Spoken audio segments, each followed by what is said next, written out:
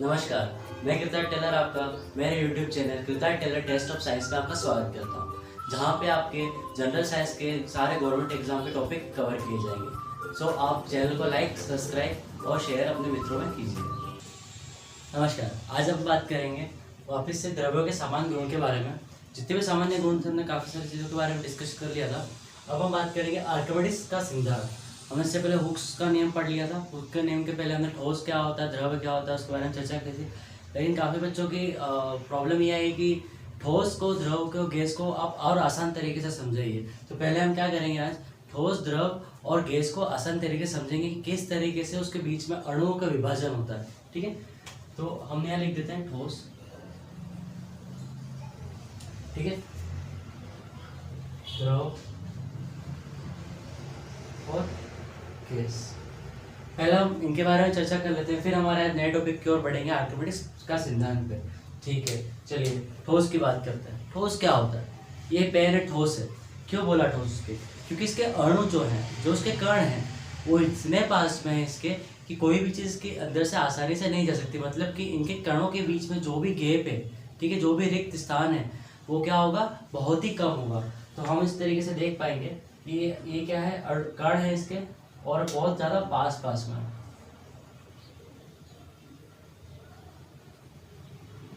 कि इस तरीके से आप क्या कर सकते हो कि एज्यूम कर सकते हो, मान लीजिए कि क्या है, सारे के सारे कण पास पास में। ठीक है, चलिए मान लीजिए ये ठोस है।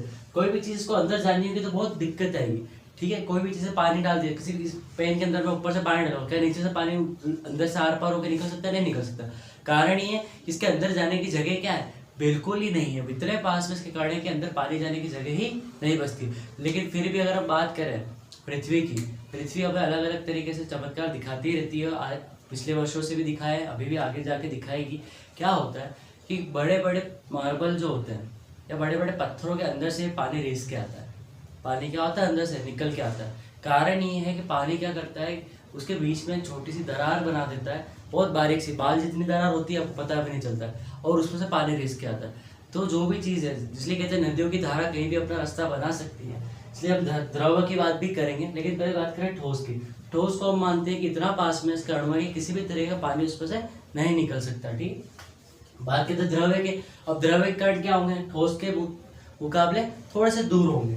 तो ये हो गया थोड़ा दूर दूर।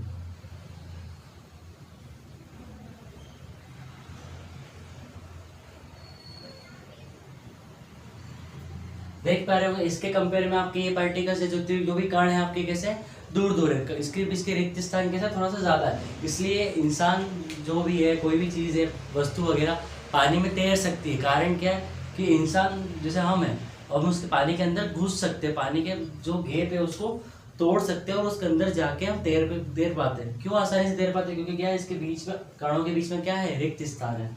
फिर बात करते हैं गैस की। तो गैस में हम जब चल रहा हूँ मैं भी, आप चल रहे हो, सब लोग चल रहे हो, कितने आसानी से चल पाते हो, हाँ क्या मजा आ रहा है। ठीक है, लेकिन पानी के अंदर जो तैरना होता है वो बहुत भारी पड़ता है। कारण क्या, कि उसके अणु जो होते हैं गैस के कंपेयर में कैसे होते हैं, पास में होते हैं। लेकिन गैस कितने होते हैं, गैस का इतने दूर दूर होता है। ये कैसे हो गए आपके गैस के कण हो गए। गैस के कण कैसे आपस से बहुत ज्यादा दूर दूर है, किसके कंपेयर में, आपके आपके द्रव्य के। और द्रव्य से भी सबसे पास और देखा जाए तो कौन है, सबसे कम जिसके बीच में रिक्त स्थान है, वो कौन सा, आपका ठोस है। तो इस तरीके से आप समझ सकते हो कि किस तरीके से ठोस, द्रव्य और गैस की जो भी आपकी बात करते हैं, गुणों की, प्रॉपर्टीज की बात कर रहे हैं, तो क्यों कर रहे हैं आप समझिए। अब आ गया होगा आपको कि इसमें सबसे ज़्यादा क्या होता है, स्ट्रेस क्यों जनरेट होता है, इसमें क्यों कम होता है और उसमें सबसे कम होता है। तो कारण यही है, सारा इनके कारणों पे ही डिपेंड करता है। चलिए, तो आपको ये सही समझ में आ गया कि ठोस, द्रव्य और गैस क्या होता है। अब आज हम हमारे टॉपिक पे आ जाते हैं, आर्किमिडीज का सिद्धांत। आर्किमिडीज भाई साहब आए, उन्होंने कहा, उन्होंने क्या बात की, मैं आपको पहले आसान भाषा में समझा देता हूँ, एक प्रैक्टिकल दिखाता हूँ आपको, फिर आपको डेफिनेशन पढ़ाऊँ। ये मेरे पास एक क्या है, बड़ा सा कंटेनर है, ठीक है, टैंक है। इस टैंक में मेरे पास 70 लीटर पानी है। ठीक है, इस टैंक में कितना पानी है, चलो 100 लीटर मान लेते हैं। ठीक है, 100 लीटर पानी है, चलिए मान लिया। फिर मैं आपको ये बोलूँगा कि मैं इसके अंदर क्या करूँगा, ईंटें डालूंगा, ईंट। ठीक है, ईंटें बना लेते हैं। ठीक है, एक बना ली मैंने। एक ईंट कितना पानी निकालेगी? अगर मैं एक ईंट अंदर डालूंगा तो क्या होगा, पानी का बढ़ता है कि नहीं बढ़ता है लेवल? ठीक है, अब मैं कहानी सुनो कि कौवे प्यासा कौवा क्या करता है, अंदर कंकड़ डालता है और पानी का लेवल ऊपर आता है। तो हम जानते हैं कि अगर किसी भी कोई ठोस वस्तु द्रव्य अंदर जाएगी तो उसका क्या होगा, लेवल बढ़ेगा। ठीक है, एक ये मान लेते एक ईंट कम से कम 10 लीटर पानी क्या करती, 10 लीटर ज़्यादा हो गया 3 लीटर पानी बाहर निकाल देती है। ठीक है, अगर यहाँ पर इसको खोल दूँ, एक ईंट डाली, अंदर से 3 लीटर पानी बाहर आ गया। ठीक है, यहाँ भर लेंगे तो दूसरे ग्लास में भर लेंगे। चलो समझ में आ गया, तो समझ में आ गया। तो क्या विस्थापन कर रहे, पानी निकाल रहे हैं। तो आसान तरीके से क्या होगा, अगर मैं यहाँ पे 10 ईंट डाल दूँ, इस टैंक में मैंने क्या था 10 ईंट डाल दी, मतलब एक ईंट 3 लीटर निकाल रही है, तो 10 ईंट कितना निकालेगी, 30 लीटर। ठीक है, तो होगा क्या, 100 में से अब 30 लीटर पानी निकल गया। ये हो क्यों रहा है? मैंने बोला एक ईंट डालने से 3 लीटर निकला, 2 ईंट डालने से 20 लीटर निकला, 3 ईंट डालने से 30 लीटर निकला। सब हो क्यों रहा है? यही कारण, यही चीज किसने समझाई है, आर्किमिडीज ने समझाई अपने सिद्धांत में। क्या बोला इसने, जब किसी द्रव के कोई वस्तु पूर्ण रूप से डुबोई जाती है, मतलब कि क्या है, कोई भी द्रव होगा मेरा, कोई भी वस्तु उसमें क्या होगी, डुबाई जाएगी। पूरी तरीके से डुबा सकते हैं, आधी अधूरी डुबा सकते हैं, उस पर डिपेंड करेगा। ठीक है, तो उसके मान, मतलब कि जो मान ली इसका मान कितना है, 100 लीटर है। ठीक है, मान में कमी आ जाती है, तो 100 का जैसे ही मैंने डुबोई थी क्या होगा, कमी आ गई, 30 लीटर क्या होगा, पानी निकल गया, तो कितना बचा, 70 लीटर, 70 लीटर पानी क्या हो गया, रह गया अंदर। तो क्या हो गया, उसमें डुबाई जाती है तो उस मान में कमी आ जाती है। भार में यह आभासी कमी वस्तु द्वारा हटाए गए द्रव्य के भार के बराबर होती है।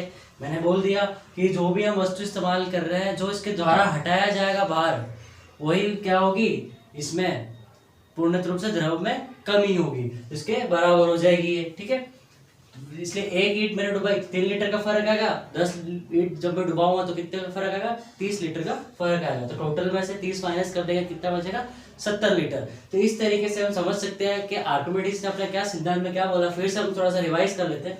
जब किसी द्रव्य में कोई वस्तु पूर्ण रूप से डुबोई जाती है तो उसके मान में कमी आ जाती है। ठीक, भार में यह आभासी कमी वस्तु द्वारा हटाए गए द्रव्य के भार के बराबर हो जाती है। जितना हटाएगा, जितना निकला, जितना बाहर आपने डाला और जितना इसमें निकला, वो दोनों क्या होंगे, बराबर हो जाएंगे। ठीक है, फिर बात करते हैं आपेक्षिक घनत्व। आपेक्षिक घनत्व क्या होता है, रिलेटिव। आपेक्षिक वाले जो इंग्लिश मीडियम वाले को समझाता हूँ मैं, रिलेटिव होता है। रिलेटिव मतलब कि क्या होगा, वस्तु का जो घनत्व होगा वो किसके अनुपात में होगा, पानी के घनत्व के अनुपात में होगा। मतलब कि जो वस्तु मेरा है, ठीक है, और जो पानी का घनत्व उसका मैं जब क्या करूँगा, भाग दूंगा, तो मेरा क्या आएगा, आपेक्षिक घनत्व आ जाएगा। अब इसी आपेक्षिक घनत्व को हम किस तरीके से ज्ञात कर सकते हैं, ठोस का आपेक्षिक घनत्व। मतलब कि जो भी हम ठोस लेंगे उसका किसके रिस्पेक्ट में करेंगे, आपेक्षिक में लेंगे, पानी के आपेक्षिक में। ठोस का वायु में भार, जो भी मेरा ठोस है, जो भी वस्तु मैं ले रहा हूँ, ठीक है, वायु में, जैसे मैं ले रहा हूँ खुद को, तो मेरा भार जो भी वायु में है वो, और जल में ठोस भार में कमी। जैसे ही मैं पानी में गया, ठीक है, जैसे ही मैं पानी में गया तो मेरे भार में क्या आ जाएगी, कमी आ जाएगी। तो जो कमी वो है, वो उससे क्या कर दूंगा, भाग दे दूंगा, तो मेरा क्या आ जाएगा, ठोस का आपेक्षिक घनत्व आ जाएगा। अब बात करते हैं द्रव्य का आपेक्षिक घनत्व, सेम वही हो जाएगा। द्रव्य में ठोस के भार में कमी, जो हम यहाँ पे कर रहे थे ना, पानी में या द्रव्य में ठोस के भार में कमी, जो भी कमी है वो, और पानी में ठोस भार में कमी जो रहेगी वो, दोनों के दोनों क्या होंगे, इसके द्रव्य का आपेक्षिक घनत्व। मतलब कि कोई वस्तु मैंने ले ली, पहले उसको मैंने तेल में डाला, उसमें जो कमी आई वो, फिर मैंने पानी में डाला, उसमें कमी आई वो, दोनों को मैंने क्या कर दिया, भाग दे दिया। जब मैं भाग दूंगा तो मेरा क्या आ जाएगा, द्रव्य का आपेक्षिक घनत्व आ जाएगा। अब जिन लोगों को घनत्व का हम पहले हमने कई बार बात कर ली, घनत्व कैसे निकालते हैं, नहीं आते तो फिर से देख लेते हैं। घनत्व कैसे निकलता है, जिसको हम बोलते हैं डेंसिटी। ठीक है, ऊपर होता है द्रव्यमान, नीचे किससे भाग देते हैं हम, आयतन से भाग देते हैं, मतलब mass upon volume, English medium. ठीक है, इसको क्या निकालते हैं, घनत्व निकाल देते हैं, डेंसिटी निकाल देते हैं। तो इस तरीके से हम क्या करते हैं, आर्किमिडीज सिद्धांत को सिद्ध कर चुके हैं अभी तक। चलिए ठीक है, अब हम बात करते हैं कि जो लोग तैरते हैं, जो स्विमिंग पूल वगैरह में जाते हैं, उनको पता होगा, अगर ये मेरा अगर पानी है और पानी के में बिल्कुल पेट या पीठ के बल में गिरता हूँ तो बहुत ज़्यादा लगती है, जबकि सीधा हम अंदर यूँ क्रॉस में डुबकी लगाते हैं तब नहीं लगती है।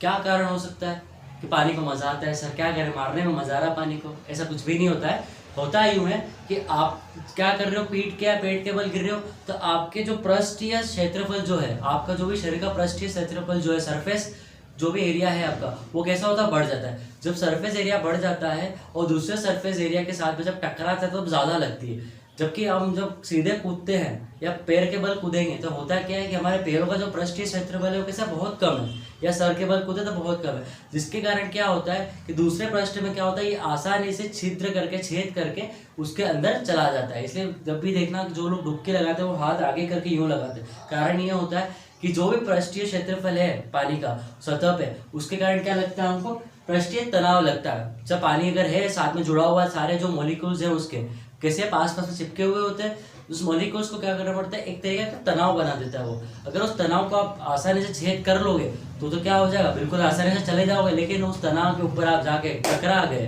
फिर आपकी हालत खराब हो जाएगी। ठीक है, तो उसी को क्या कहते हैं, पृष्ठीय तनाव कहते हैं। तो वस्तु का वह गुण जो सतह के क्षेत्रफल को कम रखने की चेष्टा रखता हो। समझा दिया। पृष्ठ तनाव का मतलब क्या हो गया हमारा, सरफेस टेंशन, जो पानी की सरफेस टेंशन होती है उसके बारे में बात की हमने।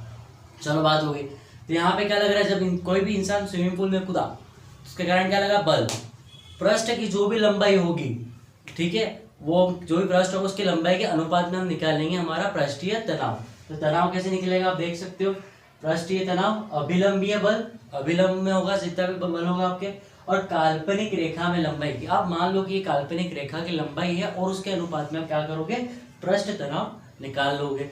इसमें क्वेश्चन बनने थोड़े से कम ही है, खाली आपको पता होना चाहिए कि सवाल यूँ आ सकता है कि पानी में जब छलांग मारते हैं तो आगे का पृष्ठ कम रख के क्यों मारते हैं, आगे का पृष्ठ कम करना मतलब क्या, हाथ आगे बढ़ा के क्यों करते हैं। तो इसका सीधा सा कारण यही है कि पानी में होता है पृष्ठ तनाव होता है, उस पृष्ठ तनाव को खत्म करने के लिए आगे हाथ करके कूदना अनिवार्य होता है, ताकि आपको किसी तरह की चोट ना लगे।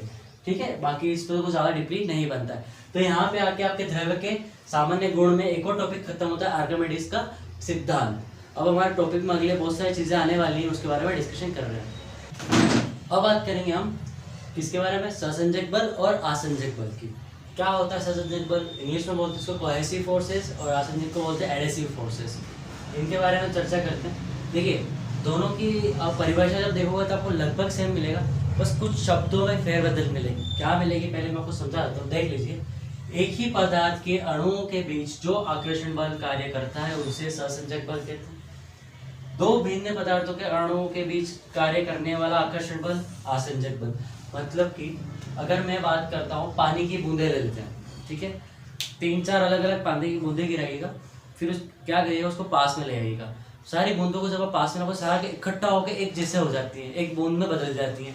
कारण क्या है, एक ही पदार्थ, पानी क्या एक ही पदार्थ, अलग अलग बूंदे एक ही पानी से बनी हुई है, के अणुओं के बीच जो आकर्षण, अब आपस में आपने क्या किया, जैसे पास में रहा तो क्या आकर्षण बल लगा और सारे ऐसे चिपक गए, और उसको अब एग्जैक्ट क्वांटिटी में अलग करना इम्पॉसिबल है। ठीक है, कारण क्या है, आपने जितनी बूंद डाली क्या उतनी वहां से अलग कर सकते हो हाथ से निकाल के, संभव नहीं है ये चीज। ठीक है, इसलिए कहते हैं एक ही पदार्थ के अणुओं के बीच जो आकर्षण बल कार्य करता है उसको क्या बोलेंगे, सहसंजक। लेकिन मैं बात करता हूँ, अगर जैसे हम ब्लैक बोर्ड में आप सभी ने देखा होगा कि चौक डायरेक्ट लिखी जाती है, जब कैसी होती है, सूखी हुई होती है तो कम दिखती है, लेकिन जैसे ही पानी में भिगो दी उस चौक को और लिखेंगे अपन तो क्या होता है, वो उभर के दिखती है। कारण क्या होता है, पानी और चौक आपस में क्या कर जाते हैं, इतना आकर्षण होता है, दो भिन्न, पानी अलग चीज़ है, चौक अलग चीज़ है, दोनों आपस में आकर्षण बल हुआ, चिपके, तो ज़्यादा क्या क्वांटिटी में, ठीक है, ज़्यादा क्वांटिटी में क्या हुआ, चौक पानी में भीग चुकी थी। इसके कारण क्या होता है कि ब्लैक बोर्ड पे ज़्यादा क्वांटिटी में क्या दिखती है, अमाउंट में क्या दिखती है, ये बोर्ड पे दिखती है, इसलिए क्या उभरी हुई ज़्यादा दिखती है, वो एकदम से हाईलाइटेड दिखती है। जबकि सीधी चौक से लिखोगे कैसा दिखेगा, बहुत लाइट से दिखेगा। ठीक है, तो ये दोनों के मैंने क्या कर दिया, उदाहरण दे दिया आपको। सहसंजक बल क्या, फिर से दोहरा रहा हूँ मैं, एक ही पदार्थ के अणुओं के बीच में जो आकर्षण बल कार्य करता है, यहाँ पे मैं लिख देता हूँ उदाहरण।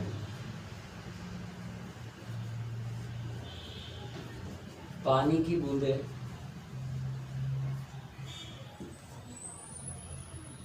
आपस में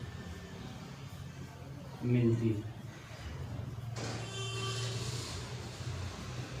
ठीक है, पानी की बूंदे आपस में मिलती हैं, इसको क्या बोलेंगे अपन, सहसंजक बल। क्योंकि पानी सारे क्या बूंदे पानी से बनी हुई है, एक ही पदार्थ है, वो आकर्षण बल लगा। इसमें क्या उदाहरण ले दोगे, थोड़ा झुकना पड़ता है पर हो जाएगा। चलो उदाहरण क्या आएगा, ब्लैक बोर्ड की चौक पानी में। ठीक है, ब्लैक बोर्ड की चौक जो पानी में लगाओगे तो क्या दिखेगा, पानी में ज्यादा क्या दिखती है आपको, हाईलाइटेड दिखती है। ठीक है ना, तो आप समझ जाइएगा। तो ये क्या होगा, ससंजक बल और असंजक बल का बात हो गई। एक और आपकी जो होती है गुण जो होता है द्रव्य का, क्या होता है, श्यानता। श्यानता सभी जानते हैं, इसको बोलते हैं विस्कोसिटी।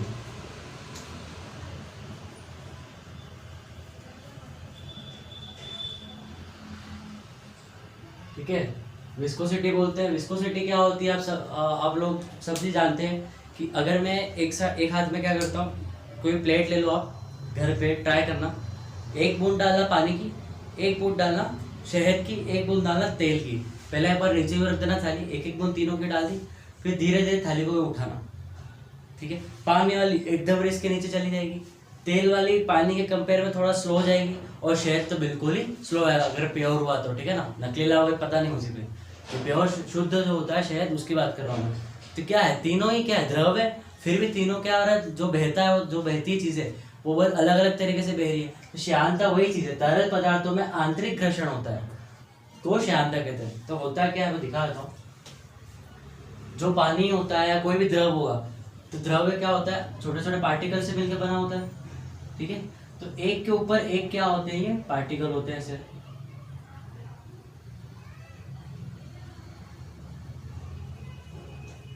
ठीक है, अब क्या होता है, जब पानी बहता है, पानी कह दो या द्रव बहता है, द्रव बहता है तो क्या होता है, ये ऊपर वाली परत अंदर वाली परत के ऊपर से घूमता है, अंदर वाली परत किसी और के अंदर परत से घूमता है। इसलिए परत क्या, पीछे आप देखोगे पीछे क्या एक लाइन छोड़ता हुआ पानी जाता है। कारण क्या कि ऊपर वाली परत तो वहीं छोड़ गया, फिर धीरे धीरे अंदर वाली परत बाहर आती है। तो परतों के बीच में जो घर्षण होगा, जैसे हम देखते हैं हाथों के बीच में घर्षण होगा, गर्मी पैदा हो जाती है। तो वैसे ही क्या होता है कि जो घर्षण, ये की भी क्या कर रहे हैं, घर्षण कर रहे हैं आपस में, तो क्या होगा, यहाँ पे एक घर्षण बल लगेगा, उसी घर्षण बल को हम क्या कहते हैं, श्यानता कहते हैं। तो इस तरीके से हमने काफी सारे गुणों के बारे में चर्चा कर ली है। अगले वीडियो में और भी गुणों की बात करेंगे, क्योंकि टॉपिक थोड़ा सा बड़ा है, एक दो टॉपिक और आएंगे इसमें, उसके बाद ये समाप्त हो जाएगा। तो धन्यवाद, अपने मित्रों में चैनल को शेयर कीजिए और ज़्यादा से ज़्यादा मित्रों को अपने चैनल से जोड़िए। धन्यवाद।